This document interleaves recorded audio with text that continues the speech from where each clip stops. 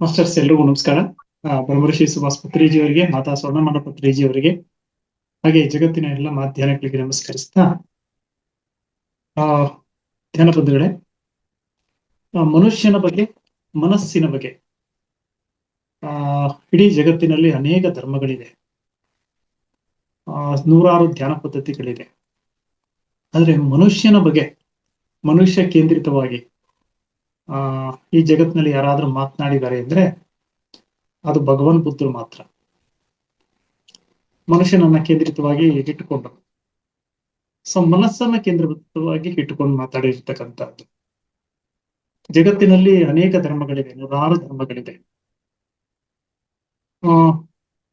ಭಗವಾನ್ ಬುದ್ಧರನ್ನ ಬಿಟ್ರೆ ಉಳಿದ ಎಲ್ಲರೂ ಕೂಡ ಧರ್ಮ, ಸಂಪ್ರದಾಯ, ಆಚಾರ, ವಿಚಾರ ಇವುಗಳ ಮಾತಿನ ಬಗ್ಗೆ, ಇವುಗಳ ಮೂಲಕ ಮನುಷ್ಯ ಮೋಕ್ಷವನ್ನ ಸಾಧನೆ ಮಾಡತಕ್ಕಂಥ, ಸಾಕ್ಷಾತ್ಕಾರಗೊಳಿಸ್ತಕ್ಕಂಥ ಮಾರ್ಗವನ್ನ ತೋರಿಸ್ತಾರೆ. ಆದ್ರೆ ಭಗವಾನ್ ಬುದ್ಧರು ಹೇಳ್ತಾರೆ, ನಾನು ಮೋಕ್ಷದಾತನಲ್ಲ, ಮಾರ್ಗದಾತ. ಮೋಕ್ಷದಾತನಲ್ಲ, ಮಾರ್ಗದಾತ ಅಂತ. ಸೊ ಹಾಗಾಗಿ ನಾನಾಗ್ಲಿ, ನೀವಾಗ್ಲಿ, ಈ ಜಗತ್ತಿನ ಯಾರೇ ಆಗ್ಲಿ ಮೋಕ್ಷವನ್ನ ಕಂಡ್ಕೋಬೇಕು ಅಂದ್ರೆ, ಸಾಕ್ಷಾತ್ಕಾರವನ್ನ ಕಂಡ್ಕೋಬೇಕು ಅಂದ್ರೆ ಯಾವ ಇನ್ನೊಬ್ಬ ವ್ಯಕ್ತಿಯ ಸಹಾಯದಿಂದ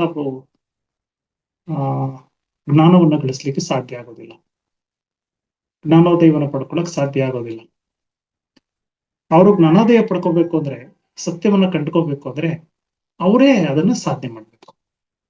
ನಮ್ ಫಲ ತಿನ್ಬೇಕು ಅಂದ್ರೆ ಮತ್ತೊಬ್ರು ಮರ ಹತ್ತಿ ಫಲವನ್ನ ಕಿತ್ತು ನನಗೆ ಕೊಡಕ್ ಆಗಲ್ಲ.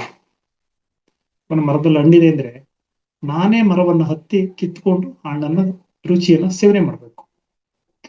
ಹಾಗಾಗಿ ಆ ಒಂದು ಮಾರ್ಗವನ್ನ ಇಲ್ಲಿ ತೋರಲಾಗುತ್ತೆ. ಹಾಗಾಗಿ ಭಗವಾನ್ ಬುದ್ಧರು ಇವುಗಳನ್ನ ಸಾಧನೆ ಮಾಡ್ಲಿಕ್ಕೆ, ಸ್ವಚ್ಛತೆಯ ಜೀವನವನ್ನ ನಡೆಸಲಿಕ್ಕೆ ಪಂಚಶೀಲ ಮತ್ತು ಅಷ್ಟಾಂಗ ಮಾರ್ಗವನ್ನು ತೋರಿರುವುದನ್ನು ನಾವು ನೋಡ್ತೇವೆ. ಪಂಚಶೀಲಗಳು ಮದ್ಯವನ್ನ ಸೇವನೆ ಮಾಡದೇ ಇರತಕ್ಕಂಥದ್ದು, ಪರಸ್ತ್ರೀಯನ್ನ ಕೆಟ್ಟದಾಗಿ ನೋಡದೇ ಇರತಕ್ಕಂಥದ್ದು, ಸುಳ್ಳನ್ನು ಹೇಳದೇ ಇರತಕ್ಕಂಥದ್ದು, ಕಳ್ಳತನ ಮಾಡದೇ ಇರತಕ್ಕಂಥದ್ದು, ಇನ್ನೊಂದು ಪ್ರಾಣಿ ಹತ್ಯೆಯನ್ನು ಮಾಡದೇ ಇರತಕ್ಕಂಥದ್ದು, ಇದು ಪಂಚಶೀಲ. ಅಷ್ಟಾಂಗ ಮಾರ್ಗ, ಈ ಪಂಚಶೀಲದ ಮಾರ್ಗದಲ್ಲಿ ನಾನು ಬದುಕಲಿಕ್ಕೆ, ನಾನು ಸ್ವಚ್ಛವಾದ ಜೀವನವನ್ನ ನಡೆಸಲಿಕ್ಕೆ, ನನ್ನ ಮತ್ತು ದೇಹವನ್ನ ಹೇಗೆ ಸ್ವಚ್ಛವಾಗಿ ಇಟ್ಕೋಬೇಕು ಅನ್ನೋದನ್ನ ಇಲ್ಲಿ ವ್ಯಾಖ್ಯಾನವನ್ನ ಮಾಡ್ಲಾಗುತ್ತೆ. ಈ ಪಂಚಶೀಲ ಮತ್ತು ಅಷ್ಟಾಂಗ ಮಾರ್ಗವನ್ನ ನಾವು ಸಾಧಿತ ಮಾಡಿಕೊಳ್ಳತಕ್ಕಂತಹ ಮಾರ್ಗದಲ್ಲಿ ಇಲ್ಲಿ ಜಗತ್ತಿನಲ್ಲಿ ಮಿತ ಇದೆ.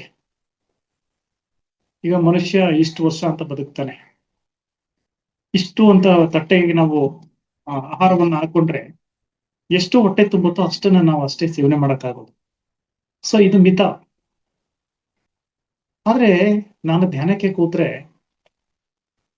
ನಾನು ಎಲ್ಲಿ ಸಂಚಾರ ಮಾಡ್ತೇನೆ, ಎಲ್ಲಿ ಹೋಗ್ತೇನೆ, ಯಾವ ಆನಂದವನ್ನು ಅನುಭವಿಸ್ತೇನೆ, ಇದು ಅಪರಿಮಿತ. ಸೊ ಇದಕ್ಕೆ ಲೆಕ್ಕ ಹಾಕ್ಲಿಕ್ಕೆ ಆಗೋದಿಲ್ಲ. ಹಾಗಾಗಿ ಅಪರಿಮಿತದಲ್ಲಿ 4: ಒಂದು ಮೈತ್ರಿ, 2ನೇದು ಕರುಣ, 3ನೇದು ಮುದಿತ, 4ನೇದು ಉಪೇಕ್ಷ. ಇದನ್ನ ಬ್ರಹ್ಮ ವಿಹಾರಗಳು ಅಂತ ಕೂಡ ಹೇಳಲಾಗುತ್ತೆ, ಈ ಅಪರಿಮಿತಗಳನ್ನ. ಮೈತ್ರಿ. ಸೊ ಮೈತ್ರಿ ಅಂದ್ರೆ, ಮೊದಲನೇದಾಗಿ ಮೈತ್ರಿ ಅಂದ್ರೆ, ಈಗ ನಾವು ಸಜ್ಜನ ಸಾಂಗತ್ಯವನ್ನ ಮಾಡ್ತೇವೆ, ಧ್ಯಾನ ಮಾರ್ಗದಲ್ಲಿ ಇರ್ತಕ್ಕಂಥ ನಾವು ಸಜ್ಜನ ಸಾಂಗತ್ಯ ಮಾಡ್ತೇವೆ. ಯಾವುದರ ಜೊತೆ ಸಜ್ಜನ ಸಾಂಗತ್ಯ? ಈಗ ನಾನು ಮಾತನಾಡ್ತಿದ್ದೇನೆ, ಎಷ್ಟು ಜನ ಈ ಗ್ರೂಪ್ ನಲ್ಲಿ ಜಾಯ್ನ್ ಆಗಿದ್ದಾರೋ ಅಷ್ಟು ಜನ ಕೇಳಿಸ್ಕೊಳ್ತಿದ್ದಾರೆ. ಅಥವಾ ಯೂಟ್ಯೂಬ್ ನಲ್ಲಿ ಬಿಟ್ರೆ, ಯಾರು ಯೂಟ್ಯೂಬ್ ನಲ್ಲಿ ಇದನ್ನ ವೀಕ್ಷಣೆ ಮಾಡ್ತಾರೋ ಅವರಷ್ಟೇ ಕೇಳಿಸ್ಕೊಳ್ತಾರೆ. ಒಂದು ಪುಸ್ತಕವನ್ನ ಬರೆದ್ರೆ ಯಾರ ಆ ಪುಸ್ತಕವನ್ನ ಅಧ್ಯಯನ ಮಾಡ್ತಾರೋ, ಓದ್ತಾರೋ ಅವರಷ್ಟೇ ಅದನ್ನ ನೋಡುತ್ತಾರೆ, ಕೇಳಿಸ್ಕೊತಾರೆ ಅಥವಾ ಅರ್ಥ ಮಾಡ್ಕೊಳ್ತಾರೆ. ಆದ್ರೆ ಈ ಜಗತ್ತಿನಲ್ಲಿ 4.1 ಬಿಲಿಯನ್ ಜೀವಿಗಳಿವೆ. 4.1 ಬಿಲಿಯನ್ ಜೀವಿಗಳಲ್ಲಿ ಮನುಷ್ಯ ಕೂಡ ಒಬ್ಬ. ಸೊ ವಿವಿಧ ಪ್ರಾಣಿ, ಪಕ್ಷಿ, ಕ್ರಿಮಿ, ಕೀಟ, ಜೀವಕೋಶಗಳು ಎಲ್ಲವೂ ಇದೆ. ಸೊ ಹಾಗಾಗಿ ಮೈತ್ರಿ ಅಂದ್ರೆ ಇಲ್ಲಿ ಕೇವಲ ಮನುಷ್ಯರ ಜೊತೆ ಮೈತ್ರಿ ಅಲ್ಲ, ಜಗತ್ತಿನಲ್ಲಿರುವ ಎಲ್ಲ ಸಜೀವಿಗಳ ಜೊತೆ. ಕಾಲಲ್ಲಿ ನಡೆಯೋ ಚಲಿಸೋ ಜೀವಿಗಳು ಮಾತ್ರ ಅಲ್ಲ, ಚಲಿಸದಿರುವ ಸಸ್ಯಗಳಿದೆಯಲ್ಲ, ಪ್ಲಾಂಟ್ಸ್, ಅದು ಜೀವನೆ, ಸಜೀವನೆ. ಅದರ ಜೊತೆ ಕೂಡ ನಾವು ಮೈತ್ರಿಯನ್ನ ಸಾಧಿಸ್ಬೇಕು. ನೀವು ಕೇಳಿಸ್ಕೊಂಡಿದ್ದೀರಾ ಅಥವಾ ಕೇಳಿರ್ತೀರಾ, ಸೀತಾಮಾತೆ ವಾಲ್ಮೀಕಿ ಆಶ್ರಮದಲ್ಲಿ ಒಬ್ಬ ಗರ್ಭಿಣಿ ಸ್ತ್ರೀಯನ್ನ ಒಬ್ಬಳನ್ನೇ ಬಿಟ್ಟು ಬಂದ್ಬಿಡ್ತಾರೆ. ಆ ವಾಲ್ಮೀಕಿ ಮಹರ್ಷಿ ಈಕೆಯನ್ನ ಗಮನಿಸಿ ಆಶ್ರಮದಲ್ಲಿ ಕರ್ಕೊಂಡೋಗಿ ಆಕೆಗೆ ರಕ್ಷಣೆಯನ್ನ ಕೊಡ್ತಾರೆ. ಆದ್ರೆ ಯಾಕೆ ಅಲ್ಲಿರ್ತಕ್ಕಂಥ ಮೊಲ, ಜಿಂಕೆ, ಪ್ರಾಣಿ ಪಕ್ಷಿಗಳ ಜೊತೆ, ಅದೇ ರೀತಿ ಆಶ್ರಮದ ಸುತ್ತಮುತ್ತ ಇರತಕ್ಕಂಥ ಗಿಡಗಳ ಜೊತೆ ಕೂಡ ಮೈತ್ರಿಯನ್ನ ಸಾಧಿಸ್ತಾರೆ, ಸಸ್ಯಗಳ ಜೊತೆ ಕೂಡ ಮೈತ್ರಿಯನ್ನ ಸಾಧಿಸ್ತಾರೆ. ಎಲೆಗಳನ್ನ ನವರಾಗಿ ಮುಟ್ಟತಕ್ಕಂಥದ್ದು, ಸ್ವಾದಿಸ್ತಕ್ಕಂಥದ್ದು, ಆಸ್ವಾದಿಸ್ತಕ್ಕಂಥದ್ದು. ಹಾಗಾಗಿ ಯಾರು ಈ ಆನಾಪಾನಸತಿ ಧ್ಯಾನದಲ್ಲಿದ್ದಾರೋ ಅವರು ಕೇವಲ ಮನುಷ್ಯರು ಮಾತ್ರ ಅಲ್ಲ, ಪ್ರಾಣಿ, ಪಕ್ಷಿ, ಕ್ರಿಮಿ, ಕೀಟ, ನೆಲ, ಜಲ, ಪಂಚಭೂತಗಳು, ಇವುಗಳ ಜೊತೆ ಮೈತ್ರಿಯನ್ನ ಸಾಧಿಸ್ತಕ್ಕಂಥದ್ದು. ಸೊ ನಾನು ಕಣ್ಮುಚ್ಚಿ ಕೂತೆ ಅಂದ್ರೆ ನನ್ನ ದೇಹದಲ್ಲಿ ನಾವು ಬಂದಿರತಕ್ಕಂಥದ್ದು ನಮ್ಮ ತಾಯಿ ಮೂಲಕ ಪಂಚಭೂತಗಳಿಂದ. ಭೂಮಿ, ಮಣ್ಣಿನಲ್ಲಿ ಬೆಳೆದಂತ ಆಹಾರಗಳನ್ನ ಸೇವನೆ ಮಾಡಿದ್ದೇನೆ, ಮಾಡ್ತಾ ಇದ್ದೇನೆ. ನೀರನ್ನ ಸೇವನೆ ಮಾಡಿದ್ದೇನೆ. ಸೊ ಕಿವಿಯಿಂದ ಕೇಳಿಸ್ಕೊಳ್ತೇನೆ ಆಕಾಶ ತತ್ವ. ಆಹಾರ ಜೀರ್ಣ ಪಚಯ ಕ್ರಿಯೆ ಆಗುತ್ತೆ.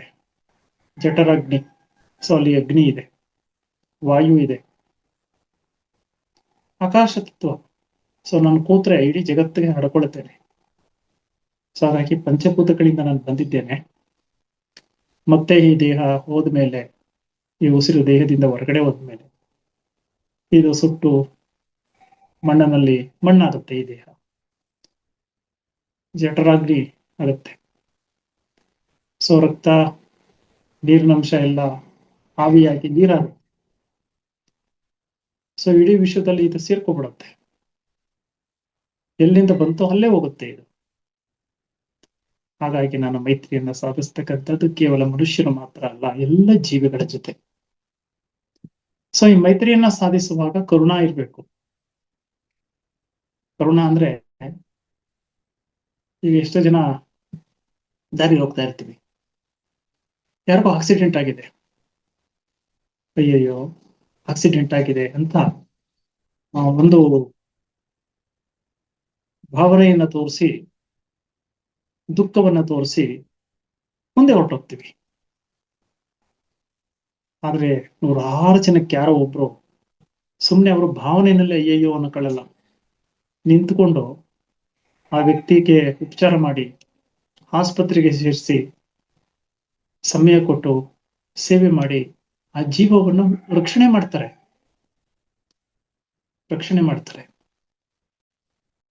ಸೊ ಇದು ಕರುಣ.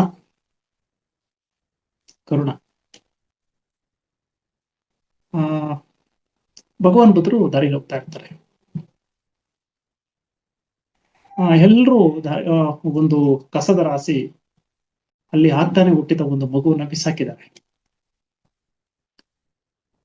ಎಲ್ರು ನಿಂತ್ಕೊಂಡು ನೋಡ್ತಿದ್ದಾರೆ. ಆದ್ರೆ ಅಭಯ ಅನ್ನತಕ್ಕಂಥ ರಾಜಕುಮಾರ ದಾರಿಯಲ್ಲಿ ಹೋಗುವಾಗ ಆ ಗುಂಪಿನಲ್ಲಿ ನಿಂತು ನೋಡಿ, ಎಲ್ರು ನಿಂತು ಆ ಮಗು ನೋಡ್ತಿದ್ದಾರೆ. ಕಸದ ರಾಶಿಯಲ್ಲಿರ್ತಕ್ಕಂಥ ಮಗು ಎತ್ಕೊಂಡು ತಮ್ಮ ದೇಹದ ಅಪ್ಪುಗೆಯನ್ನು ಕೊಡ್ತಾನೆ ಅಭಯ ರಾಜಕುಮಾರ್. ಸೊ ಈ ತರ ದೇಹದ ಶಾಖದಿಂದ ಅರ್ಧಂಬರ್ಧ ಇದ್ದ ಆ ಮಗುಗೆ ಜೀವ ಬರುತ್ತೆ ಶಾಖ ಕೊಟ್ಟಾಗ. ಹಾಗಾಗಿ ಆ ಮಗುಗೆ ಈ ಅಭಯ ರಾಜಕುಮಾರನ ದೇಹದ ಬಿಸಿಯಿಂದ ಅದಕ್ಕೆ ಜೀವ ಬರುತ್ತೆ. ಅಭಯ ರಾಜಕುಮಾರ ಅದಕ್ಕೆ ಜೀವಕ ಅಂತ ಹೆಸರಿಡ್ತಾನೆ, ಜೀವಕ. ಸೊ ಮಗುನ ಎತ್ಕೊಂಡು ಭಗವಾನ್ ಬುದ್ಧರ ಬಳಿ ಹೋಗ್ತಾನೆ ಅಭಯ ರಾಜಕುಮಾರ್. ಭಗವಾನ್ ಬುದ್ಧರು ಯಾರ್ಯಾರು ಬರ್ತಾರೋ ಎಲ್ರು ಧಮ್ಮ ದೀಕ್ಷೆಯನ್ನು ಕೊಟ್ಟು ಧಮ್ಮಕ್ಕೆ ಸೇರಿಸ್ಕೋತಾರೆ. ಆದ್ರೆ ಅಭಯ ರಾಜಕುಮಾರನ್ಗೆ ಹೇಳ್ತಾರೆ,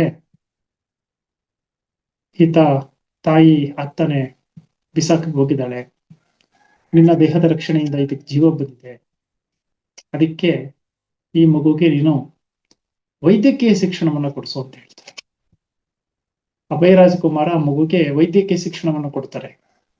ಆ ಜೀವಕ ಅಂತಕ್ಕಂಥ ವ್ಯಕ್ತಿ ಮುಂದೆ ಬೆಳೆದು ದೊಡ್ಡವನಾಗಿ ವೈದ್ಯ ಶಾಸ್ತ್ರವನ್ನು ಕಲಿತು ದೊಡ್ಡ ಪಂಡಿತನಾಗ್ತಾನೆ. ಆ ಜಲಂಧರ ಹುಣ್ಣು ಅಂತೇಳಿ ಆಗತ್ತೆ. ಒಬ್ಬ ಶೆಟ್ಟಿ ವ್ಯಾಪಾರಿ, ಆತನ ಹೆಂಡತಿಗೆ ಜಲಂಧರ ಹುಣ್ಣು ಅಂತ ಆಗುತ್ತೆ. ಅದನ್ನ ಶಸ್ತ್ರಚಿಕಿತ್ಸೆ ಮಾಡಿ ಆ ಕಾಲಘಟ್ಟದಲ್ಲೇ ಗುಣಪಡಿಸ್ತಾನೆ. ಹಾಗಾಗಿ ಆ ಇಡೀ ಪ್ರಾಂತ್ಯದಲ್ಲಿ ಜೀವರಕ್ಷಕ ಮಹಾವೈದ್ಯನಾಗಿ ಪ್ರಚಾರ ಆಗ್ತಾನೆ.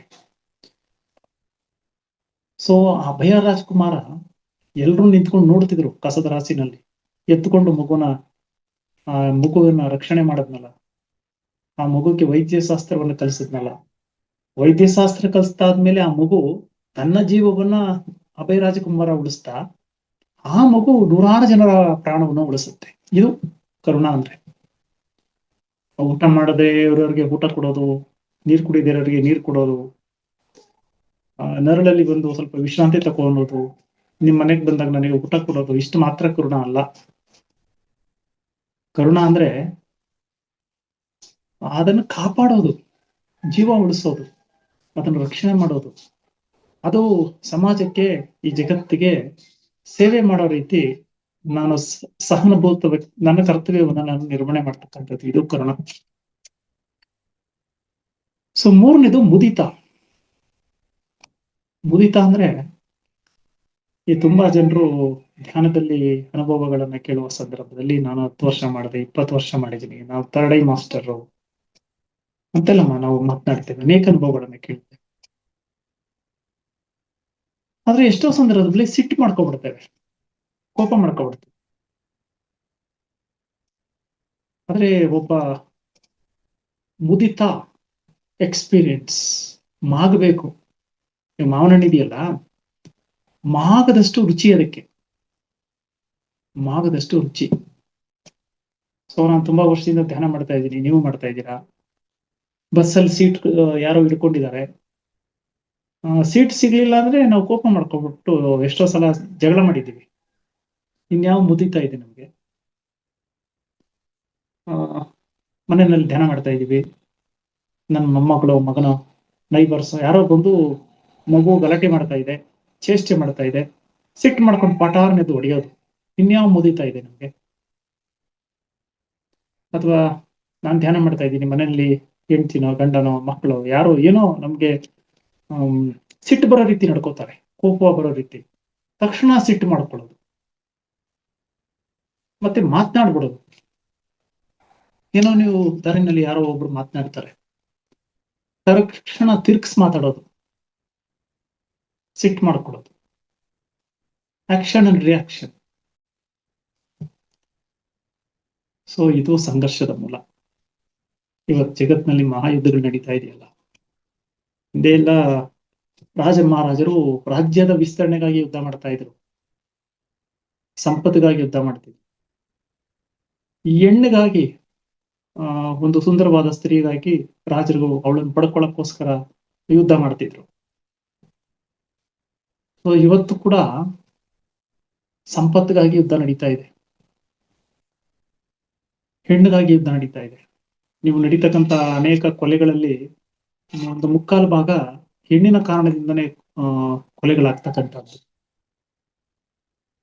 ಸಂಪತ್ತು ಬರೀ ಈ ಪ್ರಾಚೀನ ಕಾಲದಲ್ಲಿ, ಹಿಂದಿನ ಕಾಲದಲ್ಲಿ ರಾಜ್ಯದ ವಿಸ್ತರಣೆ ಮತ್ತು ಹೆಣ್ಣು ಸಂಪತ್ತು, ಇವುಗಳಿಗಾಗಿ ಯುದ್ಧ ನಡೀತಾ ಇತ್ತು. ಆದ್ರೆ ಇವತ್ತು ಮನುಷ್ಯನಿಗೆ ಹೆಣ್ಣು, ಹೊನ್ನು, ಮಣ್ಣು ಅಷ್ಟೇ ಅಲ್ಲ, ನಾನು ಎಂಬ ಅಹಂಕಾರ ಅಡಗಿದೆ. ಅಹಂ ಈಗೋ ನಿನ್ನೆ ಇವತ್ತು ಪ್ರಜಾವಾಣಿನಲ್ಲಿ ಇದೆ, ಈ ಮೈಸೂರಿನಿಂದ ಬೆಂಗಳೂರಿಗೆ ಟ್ರೈನ್ ಹೋಗ್ತಾ ಇದೆ.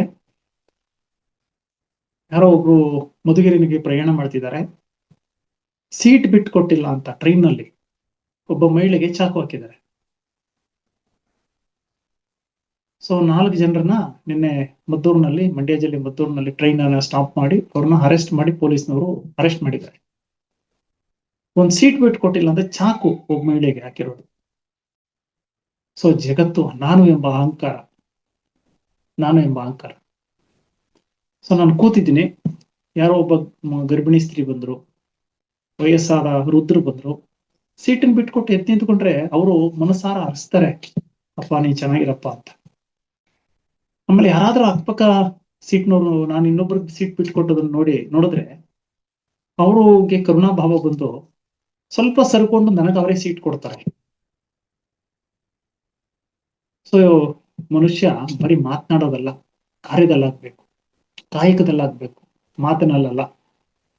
ಈಗ ನಾನು ಕ್ಲಾಸ್ ಮಾಡ್ತಾ ಇದ್ದೀನಿ, ಸೊ ಮಾತನಾಡಿ ಇದನ್ನ ನಾನು ಜೀವನ ವಿಧಾನದಲ್ಲಿ ಅಳವಡಿಸ್ಕೊಳ್ಳಿಲ್ಲ ಅಂದ್ರೆ I am big zero, waste. ನಾನು ಮಾತಾಡೋದು ನಾಟಕ, ಡ್ರಾಮಾ ಆಗ್ಬಿಡುತ್ತೆ ಇದು. ಸೊ ನಾನು ಆನಂದವನ್ನು ಅನುಭವಿಸಿ ಸ್ವ ಅನುಭವದಿಂದ ಕೆಲಸ ಕಾರ್ಯ ಮಾಡ್ತೀನಲ್ಲ, ಧ್ಯಾನ ಮಾಡ್ತೀನಲ್ಲ, ಧ್ಯಾನದ ಬಗ್ಗೆ ಮಾತನಾಡ್ತೀನಲ್ಲ, ಮತ್ತೊಬ್ಬರು ಹೇಳೋದನ್ನ ಕೇಳಿಸ್ಕೊಳ್ತೀನಲ್ಲ, ಅದನ್ನ ಆನಂದಿಸ್ತೀನಲ್ಲ, ಮುದಿತಾ. ಹೇಗೆ ಹಣ್ಣು ರುಚಿಯಾಗಿರುತ್ತೋ, ಮಾಗದಷ್ಟು ಹಣ್ಣನ್ನ ನಾವು ತಿಂದ್ರೆ ತುಂಬಾ ರುಚಿಯಾಗಿರುತ್ತೋ ಹಾಗೆ ಮಾಗಬೇಕು. ಸೊ ಮಾಗದವನು ಬಾಗ್ತಾನೆ, ಮಾಗಿದವನು ಬಾಗುತ್ತಾನೆ. ಬಾಗ್ತಾನೆ ಅಂದ್ರೆ ಇನ್ನೊಬ್ರು ಏನಾದ್ರೂ ಮಾತನಾಡಿದಾಗ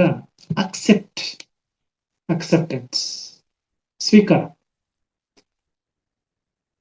ನೀವೇನಾದ್ರೂ ಮಾತನಾಡ್ತಾ ಇದ್ರಿ ಅಂದ್ರೆ ತಾವು ಮಾತನಾಡೋದನ್ನ ಸಂಪೂರ್ಣವಾಗಿ ನಾನು ಕೇಳಿಸ್ಕೋಬೇಕು. ಕೇಳಿಸ್ಕೊಂಡು ನನ್ನೊಳಗೆ ತಂದ್ಕೊಂಡು ತಕ್ಷಣ ಪ್ರತಿಕ್ರಿಯೆ ಕೊಡಬಾರ್ದು.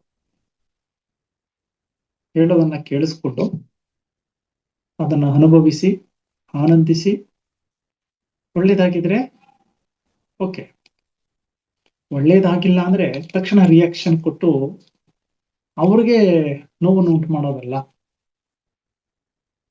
ಸೊ ಈಗ ಹೇಳಿದ್ದಾರೆ, ಇದು ತಕ್ಷಣ ನಾನು ಸರಿ ಇಲ್ಲ ಅಂತೇಳಿ ಪ್ರತಿಕ್ರಿಯೆ ಕೊಡೋ ಬದಲು, ಸೊ ಇವ್ರು ಯಾಕೆ ಈಗ ಮಾತನಾಡಿದ್ರು ಅಂತ ನಾನೇ ಅದನ್ನ ರಿಸರ್ಚ್ ಮಾಡ್ತಾ ಹೋಗೋದು.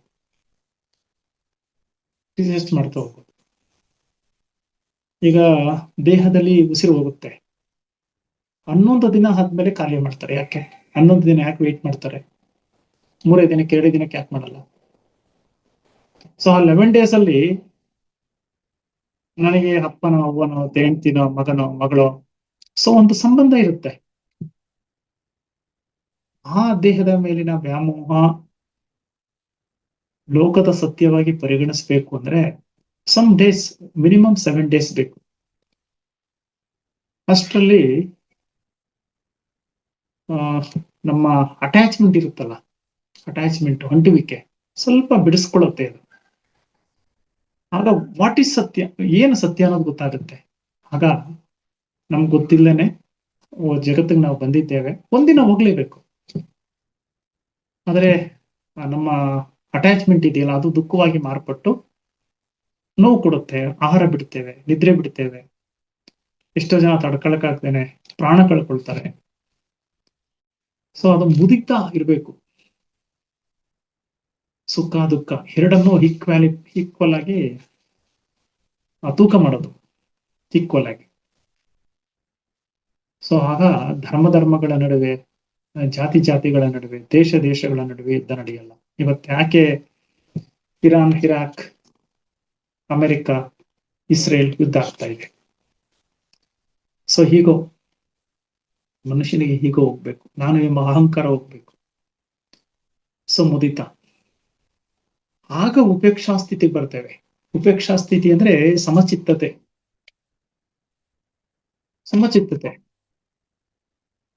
ಭಗವಾನ್ ಬುದ್ಧರು ಒಮ್ಮೆ ಧ್ಯಾನ ಮಾಡ್ತಾ ಕುಳಿತಿರ್ತಾರೆ.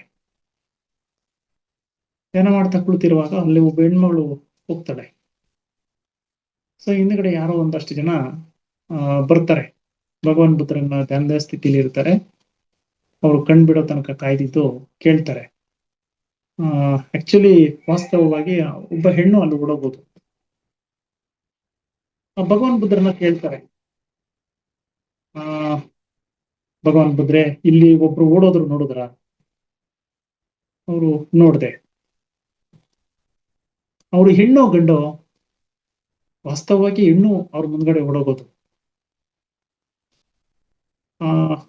ಆದ್ರೆ ಭಗವಾನ್ ಬುದ್ಧರು ನನಗ್ ಗೊತ್ತಿಲ್ಲ ಅಂತಾರೆ. ಅಂದ್ರೆ ನಾವು ದೇಹದ ಆಕಾರದ ಮೇಲೆ ಹೆಣ್ಣು ಗಂಡು ಅಂತ ವಿಂಗಡಣೆ ಮಾಡ್ತೇವೆ. ಆದ್ರೆ ನಾನೀಗ ಪುರುಷ, ನನ್ನಲ್ಲಿ ಪುರುಷ ತತ್ವನೂ ಇದೆ, ಸ್ತ್ರೀ ತತ್ವನೂ ಇದೆ.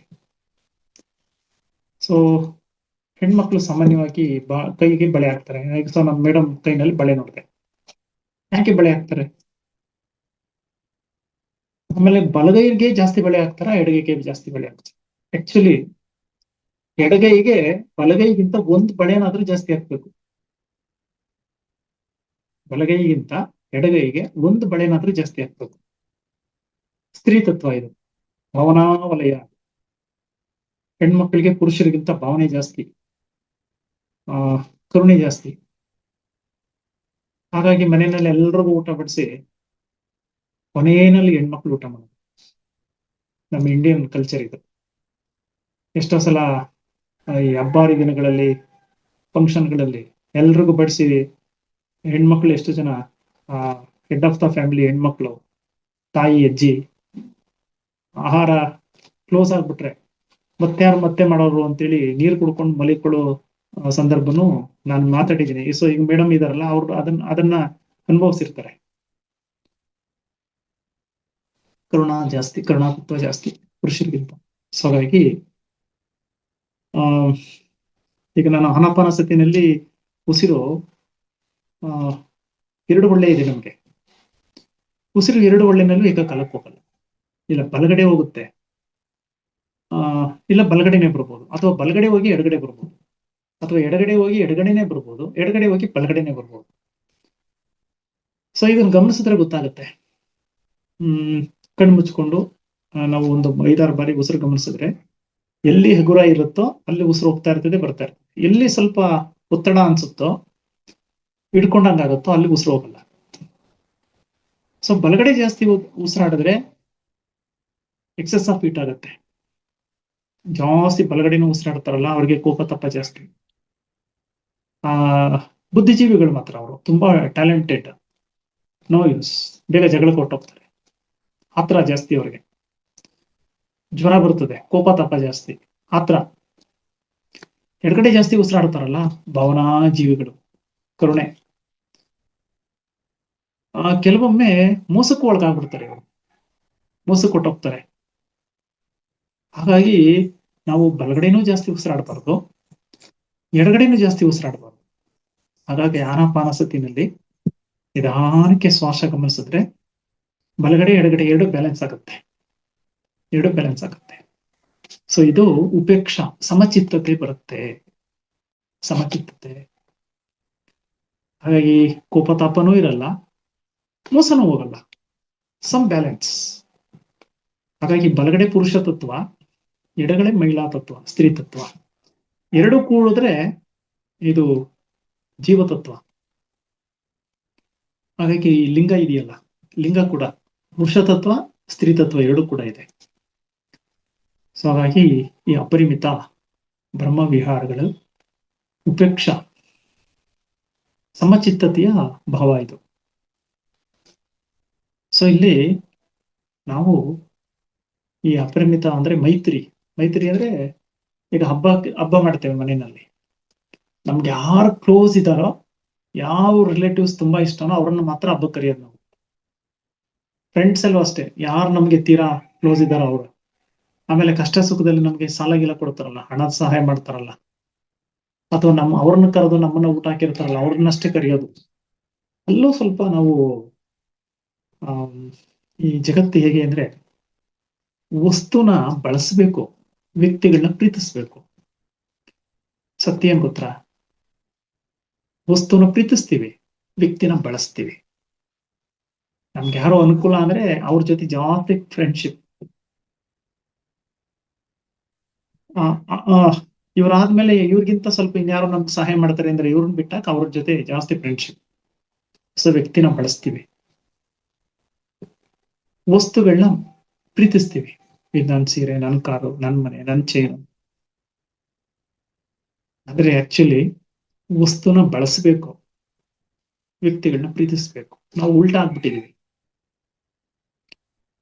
ಸೊ ನಿಜ ಸ್ವರೂಪ ಯಾವಾಗ ಅರ್ಥ ಆಗುತ್ತೆ ಅಂದ್ರೆ, ಯಾವಾಗ ನಾನು ತುಂಬಾ ಎಲ್ರಿಗೂ ಸಹಾಯ ಮಾಡಿರ್ತೀನಿ, ಆದ್ರೂ ಅವ್ರು ನನ್ನನ್ನು ಬಿಟ್ಟು ದೂರ ಹೋಗಿರ್ತಾರೆ. ನನಗಿಂತ ಇನ್ನೊಬ್ರು ಸಹಾಯ ಮಾಡೋರು ಸಿಗ್ತಾರೆ ಅಂದ್ರೆ ನನ್ ಬಿಟ್ಟಾಕ ಅವ್ರನ್ನ ಹಿಡ್ಕೋತಾರ ಅವ್ರು.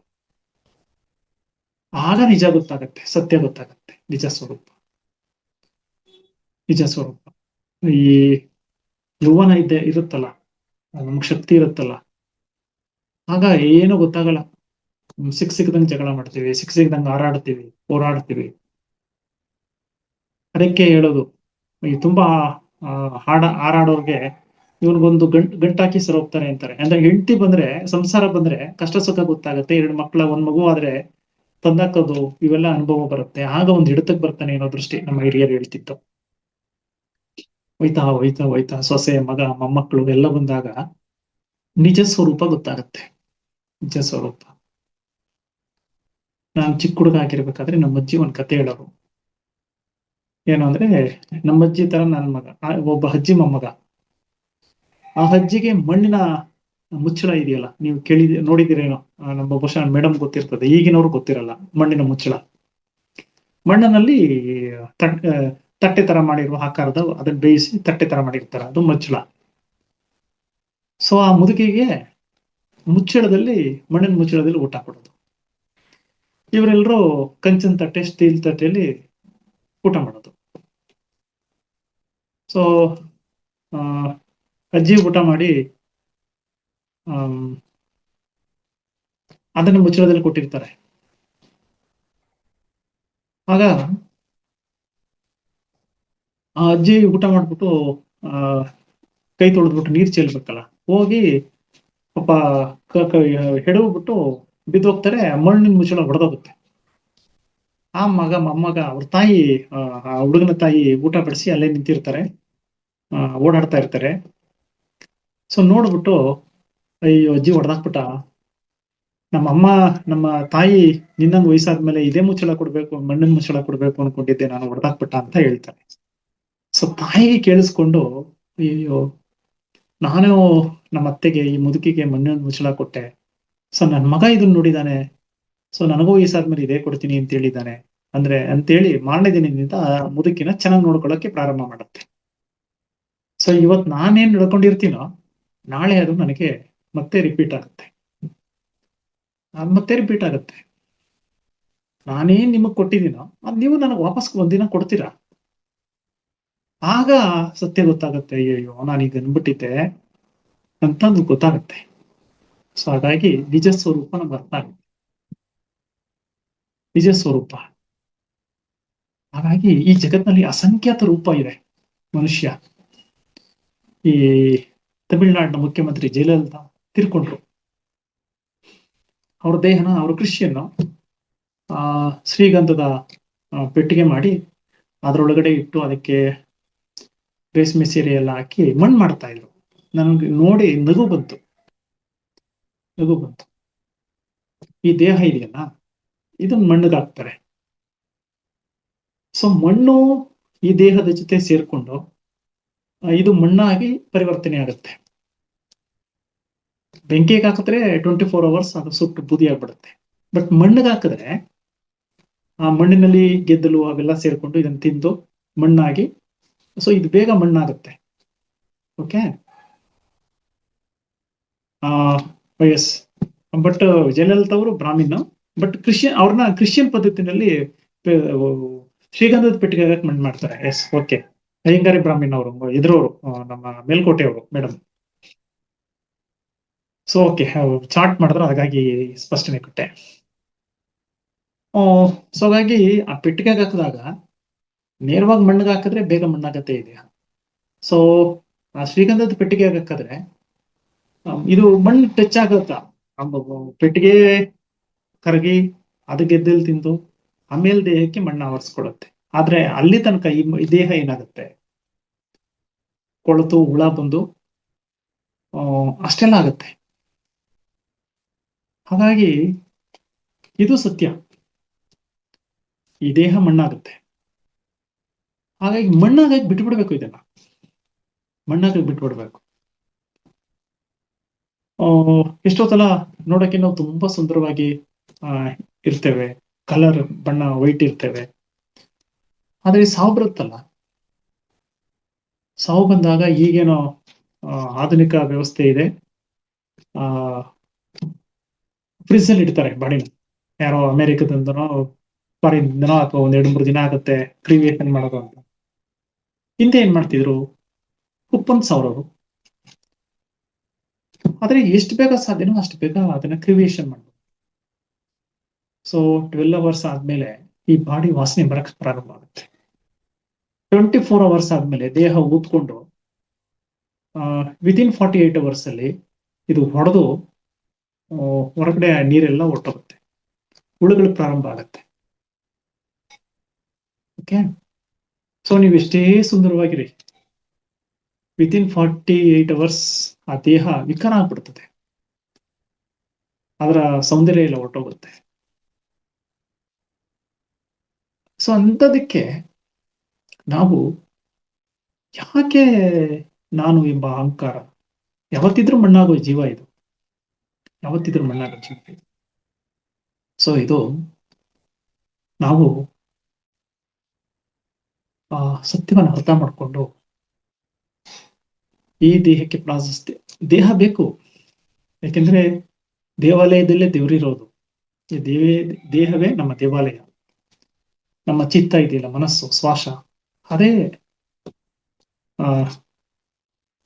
ದೇವರ ಅಸ್ತಿತ್ವದ ರೂಪ, ಸತ್ಯದ ಸ್ವರೂಪ. ಸೊ ಈ ದೇಹ ಬೇಕು. ಈ ದೇಹ ಇಲ್ಲ ಅಂದ್ರೆ ಉಸಿರು ಹೆಂಗಿರುತ್ತೆ ಒಳಗಡೆ, ಇದಕ್ಕೆ ಇದು ದೇವಾಲಯ, ಇದು ದೇಹ ಬೇಕು, ಇದನ್ನ ಚೆನ್ನಾಗಿ ನೋಡ್ಕೋಬೇಕು. ಆದ್ರೆ ಇಂಪಾರ್ಟೆನ್ಸ್, ಪ್ರಾಮುಖ್ಯತೆ, ರೂಪ, ಗುಣಕ್ಕೆ ಕೊಡ್ಬೇಕು, ರೂಪಕ್ಕಲ್ಲ. ಸೊ ಬಹುತೇಕ ಜನ ರೂಪಕ್ಕೆ ಕೊಟ್ಟಿದ್ದೇವೆ, ಅವರ ಆಸ್ತಿಗೆ ಕೊಟ್ಟಿದ್ದೇವೆ, ಅವ್ರಿಗಿರೋ ಫೆಸಿಲಿಟೀಸ್ ಕೊಟ್ಟಿದ್ದೇವೆ. ಆದ್ರೆ ಆ ವ್ಯಕ್ತಿ ಏನು, what is he, what is she, ಸತ್ಯ ಏನು, ಅವ್ರ ವ್ಯಕ್ತಿತ್ವ ಏನು ಅನ್ನೋದನ್ನ ನಾವು ನೋಡಕ್ ಹೋಗೋದೇ ಇಲ್ಲ. ಹಾಗಾಗಿ ಈ ಅಪರಿಮಿತ ಸ್ಥಿತಿಯಲ್ಲಿ ಮೈತ್ರಿ, ಕರುಣ, ಮುದಿತ, ಉಪೇಕ್ಷ, ಈ ಒಂದು 4 ಬ್ರಹ್ಮ ವಿಹಾರಿತ ವಲಯದಲ್ಲಿ ನಾವು ಈ ಅಸಂಖ್ಯಾತ ರೂಪ ಇದೆಯಲ್ಲ, ಈ ಅಸಂಖ್ಯಾತ ರೂಪದಿಂದ ಸತ್ಯ ರೂಪವನ್ನ ಅರ್ಥ ಮಾಡ್ಕೊಳ್ತೇವೆ.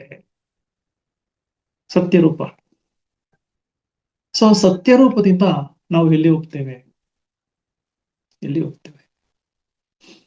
ಬಾಲ್ಯದಲ್ಲಿ ಚಿಕ್ಕ ಮಕ್ಕಳಾಗಿದ್ದಾಗ ಗೊತ್ತಾಗೋದಿಲ್ಲ, ಆಡಬಾರ್ದು ಆಟ ಆಡ್ತೀವಿ. ಯೌವನ ಬಂದ್ಮೇಲೆ, ವಯಸ್ಸಾದ ಮೇಲೆ ಏನು ಸಂಘರ್ಷ, ಏನು ಹಾರಾಟ, ತೂರಾಟ, ಹೋರಾಟ. ಮಧ್ಯ ವಯಸ್ಸಿಗೆ ಬಂದ್ಮೇಲೆ ಆ ಕಡೆ ಎಕ್ಸ್ಪೀರಿಯನ್ಸು ಇಲ್ಲ, ಈ ಕಡೆ ಚಲಾಟನೂ ಇಲ್ಲ. ಅದೇ ವಯಸ್ಸಾಯ್ತಾ ಎಲ್ಲನೂ ಅರ್ಥ ಮಾಡ್ಕೊಂಡು ಸೈಲೆಂಟ್ ಆಗ್ಬಿಡ್ತೀವಿ. ಸೊ ಹಾಗಾಗಿ ಈ ಅಪರಿಮಿತ ಸ್ಥಿತಿಯಲ್ಲಿ ಮೈತ್ರಿ, ಕರುಣ, ಮುದಿತ, ಉಪೇಕ್ಷ ಅಂದ್ರೆ ಸಮಚಿತ್ತತೆ. ನೀವೇನಾದ್ರೂ ಮಾತಾಡಿ ನಾನು ಸೈಲೆಂಟ್ ಆಗಿರ್ತೀನಿ, ನೀವೇನಾದ್ರೂ ನನ್ನ ಮೇಲೆ ಹಾಗೆ ಬರತಕ್ಕಂಥ ಮಾತುಗಳನ್ನಾಡಿ, ಕೋಪವರ ಮಾತನಾಡಿ ನಾನು ರಿಯಾಕ್ಟ್ ಮಾಡಲ್ಲ, ಮೌನ ವಹಿಸ್ತೀನಿ.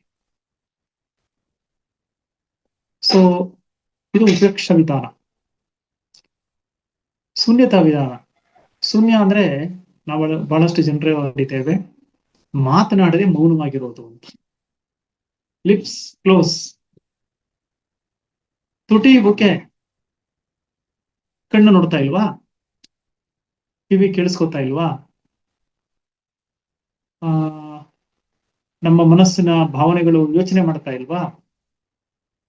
ಸೊ ಇವು ಬೆಂಕಿ ಇದೆಯಲ್ಲ, ಈ ಪೇಪರ್ಗೆ ಏನು ಹಚ್ಚಿದ್ರೆ ಇದು ಬೆಂಕಿ ಹತ್ಕೊಳ್ಳುತ್ತೆ.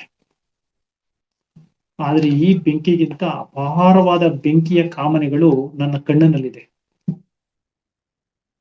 ನನ್ನ ಕೇಳಿಸ್ಕೊತೀನಲ್ಲ, ನನ್ನ ಕಿವಿಯಲ್ಲಿದೆ, ನನ್ನ ಸ್ಪರ್ಶದಲ್ಲಿದೆ, ನನ್ನ ಯೋಚನೆಯಲ್ಲಿದೆ, ನನ್ನ ಭಾವನೆಯಲ್ಲಿದೆ. ಅಪಾರವಾದ ಬೆಂಕಿಯ ಸ್ವರೂಪ. ಹಾಗಾಗಿ ಯಾಕೆ ಕಣ್ಣನ್ನ ಮುಚ್ಚಿ ಧ್ಯಾನ ಮಾಡಬೇಕು? ಸೊ ಸಮಚಿತ್ತತೆ ಬಂದ್ಮೇಲೆ ಕಣ್ಬಿಟ್ಟು ಧ್ಯಾನ ಮಾಡ್ಬೋದು. ಕಣ್ಣು ಮುಚ್ಕೊಂಡೇ ಧ್ಯಾನ ಮಾಡ್ಬೇಕು ಅಂತೀನಿ. ಸಮಚಿತ್ತತೆ ಬಂದ್ಮೇಲೆ, ಸಮಚಿತ್ತತೆ ಬರೋ ತನಕ ಕಣ್ಣು ಮುಚ್ಚಲೇಬೇಕು. ನನ್ ಮುಂದ್ಗಡೆ ಯಾರನ್ನೋ ಒಬ್ಬ ಪುರುಷ ನೋಡ್ತೇವೆ, ವ್ಯಾಮೋಹದ ಸ್ಥಿತಿ ಬರ್ಬೋದು. ಒಬ್ಬ ಮಹಿಳೆ ನೋಡ್ತೇವೆ, ವ್ಯಾಮೋಹದ ಸ್ಥಿತಿ ಬರ್ಬೋದು. ಸೊ ಆರಂಭಿಕವಾಗಿ ವ್ಯಾಮೋಹದ ಸ್ಥಿತಿ ಅದು ನನ್ನಿಂದ ಸಂಪೂರ್ಣ ಶೂನ್ಯ ಆಗ್ಬೇಕು. ಹೇಳಿದ್ನಲ್ಲ ಭಗವಾನ್ ಬುದ್ಧರ ಕಥೆನ. ಆ ಮಹಿಳೆ ಹೋಗ್ತಾಳೆ, ಅವ್ರು ಕೇಳ್ತಾರೆ, ಪುರುಷ ಓದ್ನ ಮಹಿಳೆ ಓದ್ನ? ಭಗವಾನ್ ಬುದ್ಧರು ಗೊತ್ತಿಲ್ಲ ಅಂತಾರೆ. ಆಮೇಲೆ ಅವ್ರು ಬಟ್ಟೆ ಧರಿಸಿಲ್ವಾ? ನನಗ್ ಗೊತ್ತಿಲ್ಲ ಅಂತಾರೆ. ಅಂದ್ರೆ ಈಗ ನಾವು ದೇಹವನ್ನು ಮುಚ್ಕೊಳ್ಳಿಕ್ಕೆ ಬಟ್ಟೆ ಹಾಕ್ತೇವೆ, ಪುರುಷ ಆಗ್ಬೋದು, ಮಹಿಳೆ ಆಗ್ಬೋದು. ಆದ್ರೆ ನಿಜ ಸ್ವರೂಪವನ್ನ ಅರ್ಥ ಮಾಡ್ಕೊಂಡವ್ರಿಗೆ, ಈಗ ಜೈನರಲ್ಲಿ ಜೈನ ಋಷಿ ಮುನಿಗಳು ಬಟ್ಟೆ ಇಲ್ಲದೆ ಪ್ರಯಾಣ ಮಾಡ್ತಿರ್ತಾರೆ. ನಾವು ಅನ್ಕೋಬಹುದು, ಅಯ್ಯೋ ಅವ್ರಿಗೆ ಅಸಹ್ಯ ಅನ್ಸಲ್ವಾ, ನಾಚಿಕೆ ಆಗಲ್ವಾ, ಮುಜುಗರ ಆಗಲ್ವಾ? ಆದ್ರೆ ಆ ಸ್ಥಿತಿಗೂ ಇರ್ತಾರಲ್ಲ, ಅವ್ರಿಗೆ ದೇಹದ ಯಾವ ಭಾಗನೂ ಶೂನ್ಯ ಸ್ಥಿತಿ, ವ್ಯಾಮೋಹದ ಭಾವ ಇಲ್ಲ, ಶೂನ್ಯ ಸ್ಥಿತಿ ಹೊಟ್ಟೋಗಿರ್ತಾರೆ. ಹಾಗಾಗಿ ಯಾರಾದ್ರೂ ನಮ್ ದೇಹ ನೋಡ್ಲಿ ಅವ್ರಿಗೇನು ಅನ್ಸಲ್ಲ, ಆ ಸ್ಥಿತಿಗೆ ಹೊಟ್ಟೋಗಿರ್ತಾರ ಅವ್ರು. ಸೊ ನನ್ ಮುಂದ್ಗಡೆ ಪುರುಷ ಹೋಗ್ಲಿ, ಮಹಿಳೆ ಹೋಗ್ಲಿ, ಸುಂದರ ಇರ್ಲಿ, ಸುಂದರ ಇರ್ಲೇ ಹೋಗ್ಲಿ, ನನಗೇನು ಗೊತ್ತಿಲ್ಲ. ನಾನು ಆ ಜೀವ ನೋಡ್ತಾ ಇದ್ದೀನಿ ವಿನಃ ಆ ದೇಹ ನೋಡ್ತಾ ಇಲ್ಲ. ಕಣ್ಣು ನೋಡ್ತಾ ಇದೆ, ಆದ್ರೆ ಶೂನ್ಯ ಸ್ಥಿತಿ. ಕೆಲವೊಮ್ಮೆ ಹಾಗಾಗಿ ಭಗವಾನ್ ಬುದ್ಧರಿಗೆ ಅದು ಪುರುಷನ ಮಹಿಳೆ ನಾವು ಗೊತ್ತಿಲ್ಲ ಅಂತ. ಸೊ ಆ ಸ್ಥಿತಿ ಹೋಗ್ಬೇಕು. ಇದು ಶೂನ್ಯತಾ ಸ್ಥಿತಿ, ಅನಂತ ಸಮಯದ ಸ್ಥಿತಿ. ಇದನ್ನ ಅನಂತ ಚಕ್ರ ಅಂತ ಕೂಡ ಹೇಳ್ತಾರೆ, ಅನಂತ ಚಕ್ರ ಅಂತ. ಹಾಗಾಗಿ ಬಂಧುಗಳೇ, ನಾವು ಅಪರಿಮಿತಗಳು, ಇದನ್ನ ಬ್ರಹ್ಮವಿಹಾರಗಳು ಅಂತ ಹೇಳ್ತಾರೆ. ಸೊ ನನ್ನ ಕಣ್ಣಿನಲ್ಲಿ ಬೆಂಕಿ ಇದೆ, ಅದು ಶೂನ್ಯ ಸ್ಥಿತಿಗೆ ಹೋಗ್ಬೇಕು. ಕಿವಿನಲ್ಲಿ ಕೇಳಿಸ್ಕೊತಾ ಇದ್ದೀನಲ್ಲ, ಸೊ ನಮಗೆ ಅಂದ್ರೆ ಯಾರಾದ್ರೂ ಹೊಗಳಿದ್ರೆ ಒಂದ್ ರೀತಿ ಒಳಗಡೆ ಖುಷಿ ಆಗುತ್ತೆ, ತೆಗಳಿದ್ರೆ ನೋವಾಗುತ್ತೆ. ಸೊ ಎರಡನ್ನೂ ಈಕ್ವಲ್ ಆಗಿ ನೋಡ್ಬೇಕು. ತುಂಬಾ ಜನರು ನಾವು ಕಾರ್ಯಕ್ರಮಕ್ಕೆ ಹೋಗ್ತೇವೆ, ನನ್ನನ್ನು ಡೈಯಾಸ ಕರಿಬೇಕು, ಸನ್ಮಾನ ಮಾಡಬೇಕು. ಯಾಕೆ ಬೇಕು ಸನ್ಮಾನ? ಯಾಕೆ ಬೇಕು ಸನ್ಮಾನ? ಯಾಕೆ ಬೇಕು ಹೇಳಿ? ಯಾಕೆ ಇನ್ವಿಟೇಷನ್ ಅಲ್ಲಿ ಹೆಸರು ಹಾಕ್ಬೇಕು? ಯಾಕೆ ನನ್ನ ಡಯಸ್ ಮೇಲೆ ಕೂರಿಸ್ಬೇಕು? ಅಗತ್ಯ ಇಲ್ಲ, ಅಗತ್ಯ ಇಲ್ಲ. ಸೊ ಇದು ಶೂನ್ಯತಾ ತತ್ವ. ಅಂದ್ರೆ ನಿಜ ಸ್ವರೂಪ ಜಗತ್ತನ್ನ ನಾವು ಆನಂದಿಸಬೇಕು. ನಾ ಈ ಜಗತ್ತಿಗೆ ಬಂದಿದ್ದೇನೆ, ಸುಮ್ಮನೆ ಹೋಗಕ್ಕಲ್ಲ ನಾನು ಬಂದಿರೋದು, ಸಾಧನೆ ಮಾಡಕ್ ಬಂದಿರೋದು. ಸಾಧನೆ ಮಾಡಬೇಕು, ಸುಮ್ಮನೆ ಹೋಗ್ಬಾರ್ದು. ಹಾಗಾಗಿ ಬಂಧುಗಳೇ, ಮನುಷ್ಯ 4.1 ಬಿಲಿಯನ್ ಜೀವಿಗಳಿರೋದು ಜಗತ್ತಲ್ಲಿ. ಈ 4.1 ಬಿಲಿಯನ್ ಜೀವಿಗಳಲ್ಲಿ ನಾನು ಮನುಷ್ಯನಾಗಿದ್ದೇನೆ, ಪುರುಷನಾಗಿದ್ದೇನೆ,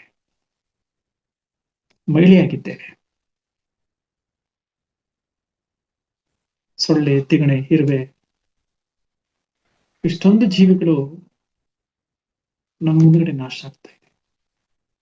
ಪ್ರಾಣಿ ಪಕ್ಷಿಗಳು ತೀರ್ಕೊಂಡಾಗ ಯಾರೋ ಅವಕ್ಕೆ ಕ್ರಿಮಿನೇಷನ್ ಮಣ್ಣು ಮಾಡಲ್ಲ, ಜನ ಸೇರಲ್ಲ, ಅಳಲ್ಲ, ಇನ್ವಿಟೇಷನ್ ಹೊಡ್ಸಲ್ಲ,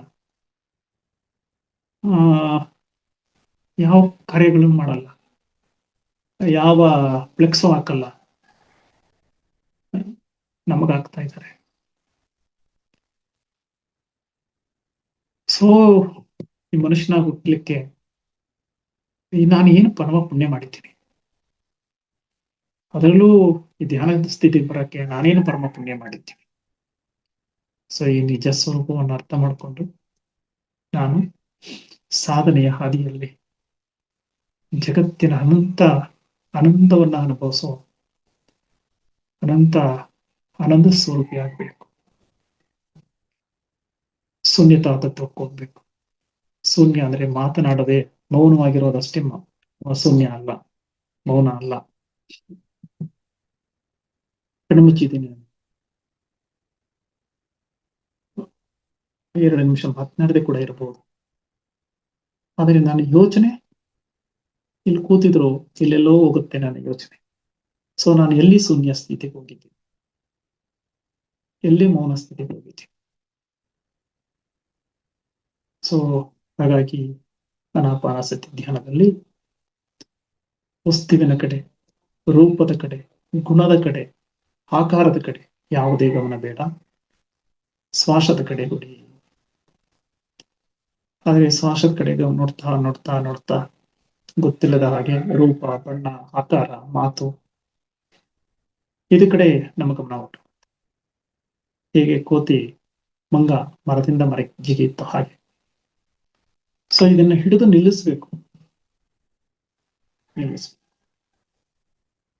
ಸೊ ಹಾಗಾಗಿ ವಾರದಲ್ಲಿ ಒಂದು ದಿನ 124 ಅವರ್ಸ್ ನಮ್ಮ ಮೊಬೈಲ್ ಮುಟ್ಟಲ್ಲ, ಮಾತಾಡಲ್ಲ, ಮೌನವಾಗಿರೋದು.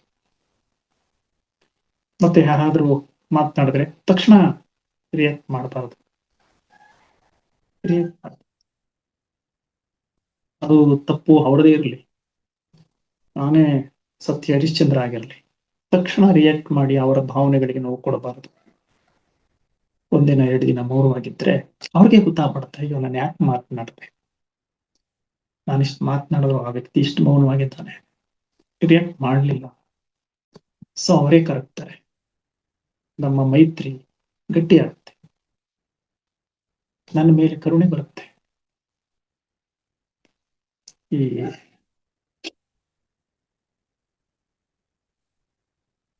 ಹಾಗಾಗಿ ಭಗವಾನ್ ಬುದ್ಧರು ಆನಂದ ಅನೇಕ ಜನ ಶಿಷ್ಯರಿದ್ರು.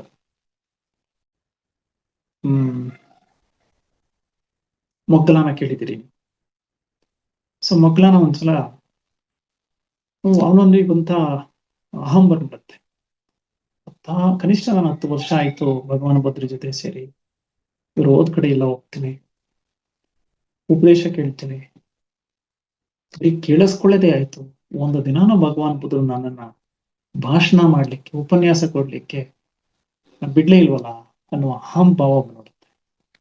ಕೇಳಿ ಬಿಡ್ತಾನೆ, ಭಗವಾನ್ ಬುದ್ಧರೇ 10 ವರ್ಷ ಆಯ್ತು ನಾನು ಬಂದು ನಿಮ್ ಜೊತೆಗೆ, ಬರೀ ಕೇಳಿಸ್ಕೊಳ್ಳೋದೇ ಆಯ್ತು, ಒಂದು ದಿನನೂ ನನ್ನನ್ನ ಮಾತಾಡಕ್ ಬಿಡ್ಲೇ ಇಲ್ವಲ್ಲ, ಉಪದೇಶ ಮಾಡಕ್ ಬಿಡ್ಲೇ ಇಲ್ವ.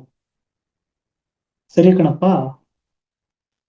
ಬಿಹಾರದಲ್ಲಿ ಒಂದು ಹಳ್ಳಿ ಇದೆ, ಈ ಇಂಥ ಬೆಟ್ಟದ ನಡುವೆ, ಆ ಹಳ್ಳಿಗೆ ಹೋಗಿ ಇವತ್ತು ಉಪದೇಶ ಮಾಡು ಅಂತ ಹೇಳ್ತಾರೆ. ಇವನೊಬ್ಬ ಖುಷಿಯಾಗಿ ಸ್ನಾನ ಮಾಡಿ ಬಿಕ್ಕು ಶುಚಿಯಾದಂತ ಉಡುಪನ್ನ ಧರಿಸಿ ಭಿಕ್ಷಾ ಪಾತ್ರೆ ಹಿಡ್ಕೊಂಡು ಖುಷಿಯಾಗಿ ಬೇಗ ಬೇಗ ಬೇಗ ಬೇಗ ಹೋಗ್ತಾನೆ, ಇವತ್ತು ಉಪನ್ಯಾಸ ಕೊಡ್ಲಿಕ್ಕೆ ನನಗೆ ಅವಕಾಶ ಸಿಗ್ತದೆ. ಸೊ ಹೋದ ಹಳ್ಳಿಗೆ, ಆಹಾರವನ್ನ ಕೇಳ್ದ, 1 ಮನೆ ಸಿಗ್ಲಿಲ್ಲ, 2 ಮನೆ ಸಿಗ್ಲಿಲ್ಲ, 3 ಮನೆ, 4 ಮನೆ, 5. ಸೊ ಬಿಕ್ಕುಗಳು 7 ಮನೇಲಿ ಅಷ್ಟೇ ಆಹಾರವನ್ನ ಕೇಳೋದು, 8ನೇ ಮನೆಯಲ್ಲಿ ಕೇಳಲ್ಲ. ಆ 7 ಮನೆಯಲ್ಲಿ ಏನ್ ಪ್ರಸಾದ ಆಗ್ತಾರೋ ಅದನ್ನ ಸ್ವೀಕಾರ ಮಾಡಿರ್ತಾರೆ. ಸಿಕ್ಕಿಲ್ಲ ಅಂದ್ರೆ ಶ್ವಾಸವನ್ನೇ ಆಹಾರವಾಗಿ ಸ್ವೀಕಾರ ಮಾಡಿ ಆ ದಿನವನ್ನ ಮೌನದಲ್ಲಿ ಕಳೆದುಬಿಡ್ತಾರೆ. 7ನೇ ಮನೆಗೆ ಬಂದ ಆ ಮನೆಯ ಮಾಲೀಕ ಇವನನ್ನ ನೋಡಿ, ದಾಂಡೆಂಗಂಗಿದ್ದೀಯ, ದುಡ್ಕಂಡ್ ತಿನ್ನಕ್ಕಾಗಲ್ಲ, ಕೆಟ್ಟದಾಗ ಬೈತಾನೆ.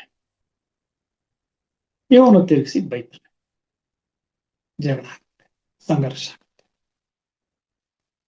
ಆ ಮನೆಯ ಮಾಲೀಕ ಅನ್ನದ ಬಿಸಿ ಪಾತ್ರೆನ ತಂದು ಬೀದಿಗೆ ತೂರಿಸಿತಾನೆ. ಈ ಅನ್ನಕ್ಕೋಸ್ಕರ ಅಲ್ವಾ ಬಂದಿರೋದು, ಎತ್ಕೊಂಡು ಆಯ್ಕೊಂಡು ತಿನ್ಕೊಂಡು ಹೋಗುವಂತ ಬಿಸಿ ಅನ್ನ. ಇವನು ಕೋಪ ಬಂದ್ಬಿಟ್ಟು ಜಗಳ, ಸಂಘರ್ಷ, ಇಬ್ರು ಫೈಟ್ ಮಾಡ್ತಾರೆ. ರಕ್ತ ಬಂದ್ಬಿಡ್ತದೆ ಅವನಿಗೆ. ಸೊ ಕೋಪದಲ್ಲಿ ಭಗವಾನ್ ಬುದ್ಧರು ಹೋಗಿ ಉಪದೇಶ ಕಳಿಸಿ ಅಂದ್ರೆ ಇಂಥ ಕೆಟ್ಟ ಊರು ಕಳಿಸಿದಾರ ಅಂತ ಕೋಪದಲ್ಲಿ ರಕ್ತ ಸೋರಿಸ್ಕೊಂಡು ಬರ್ತಾನೆ. ಏನ್ ಬಂತೆ, ನನ್ನನ್ನು ಒಳ್ಳೆ ಊರಿಗಲ್ವ ಕಳಿಸೋದು, ಹೋಗೋಗಂತ ಊರು ಕಳಿಸಿದಿರಲ್ಲ, ಆಹಾರ ಕೇಳಿದ್ರೆ ಭಿಕ್ಷೆ ಕೇಳಿದ್ರೆ ಜಗಳಕ್ಕೆ ಬರ್ತಾರೆ, ಹೊಡಿತಾರೆ, ಬೈತಾರೆ, ರಕ್ತ ಅಂತೇಳಿ ಭಗವಾನ್ ಪುತ್ರ ಏನು ಮಾತಾಡಲ್ಲ. ಕೂತ್ಕೋ ಸುಮ್ನೆ ಮೌನ ಧ್ಯಾನಕ್ಕೆ ಅಂತಾರೆ. ಕೂತ್ಕೋತಾನ. ಸ್ವಲ್ಪ ಹೊತ್ತಾದ್ಮೇಲೆ ಆನಂದ ಬರ್ತಾನೆ. ಭಿಕ್ಷಾ ಪಾತ್ರೆ ತುಂಬಾ ಆಹಾರ, ಗಮಗಮಿಸುವ ಆಹಾರ ಇದೆ. ಇವನನ್ನು ಧ್ಯಾನದಿಂದ ಮೇಲೆ ಕೇಳಿಸ್ತಾರೆ. ಯಾವ್ರಿಗೆ ಹೋಗಿತ್ತಪ್ಪ ಅಂತ ಆನಂದನೆಲ್ಲ ಕೇಳ್ತಾನೆ. ಸೊ ಮೊಗ್ಗಲನ ಯಾವ್ರಿಗೆ ಹೋಗಿದ್ನೋ ಅದೇ ಊರಿಗೆ ಆನಂದ ಕೂಡ ಹೋಗಿದ್ದಾನೆ. ಏನ್ ಮಾಡಿದ್ರ ಆ ಊರಿನಲ್ಲಿ, ಹೀಗೆ 1ನೇ ಮನೆ, 2ನೇ ಮನೆ, 3ನೇ ಮನೆ, 4ನೇ ಮನೆ, 5, 6 ಮನೆಗಳಲ್ಲಿ ಆಹಾರ ಕೊಟ್ಟಿಲ್ಲ. 7ನೇ ಮನೆಗೆ ಹೋದೆ, ಆತ ಬೈದ, ನಾನು ಮೌನವಾಗಿ ನಿಂತಿದ್ದೆ. ಬಿಸಿ ಪಾತ್ರೆ ಎಸ್ದ, ಆಹಾ ಈ ದಿನ ಈ ತರದ ಪ್ರಸಾದವನ್ನ ಕೊಟ್ಟ ಅಂತೇಳಿ ನಾನು ಸುಮ್ಮನೆ ಕೂತ್ಕೊಂಡು ಮೌನವಾಗಿ ಆ ಬಿಸಿ ಆಹಾರ ಮಣ್ಣಿಗೆ ಚೆಲ್ಲಿತಲ್ಲ ಅದನ್ನ ಆಯ್ಕೊಂಡು ಶುದ್ಧ ಮಾಡಿ ನಾನು ಸೇವನೆ ಮಾಡದೆ ಪ್ರಾಣಿ ಪಕ್ಷಿಗಳಿಗೂ ಉಣಬಡಿಸ್ದೆ. ಇದನ್ನ ನೋಡಿದ ಆ ಮನೆಯ ಮಾಲೀಕ, ಆಹಾ ಎಂತ ಮೌನ, ಎಂತ ಸಮಚಿತ್ತತೆ, ಎಂತ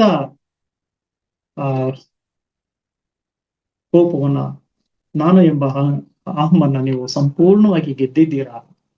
ನಿಮ್ಮಂತ ಸಾಧಕ, ನಿಮ್ಮಂತ ಮೌನ ಸಾಧಕ ಈ ಜಗತ್ತಿಗೆ ಬೇಕು ಅಂತೇಳಿ ನನ್ನನ್ನ ಮನೆಯ ಒಳಗಡೆ ಕರೆದು ಸುಖಾಸನದಲ್ಲಿ ಕೂರಿಸಿ ರುಚಿ ರುಚಿಯಾದ ಆಹಾರವನ್ನು ಉಣಬಡಿಸಿ ಭಿಕ್ಷಾ ಪಾತ್ರೆ ತುಂಬಿ ಕಳಿಸಿದ್ದಾನೆ ಅಂತ ಹೇಳ್ತಾರೆ.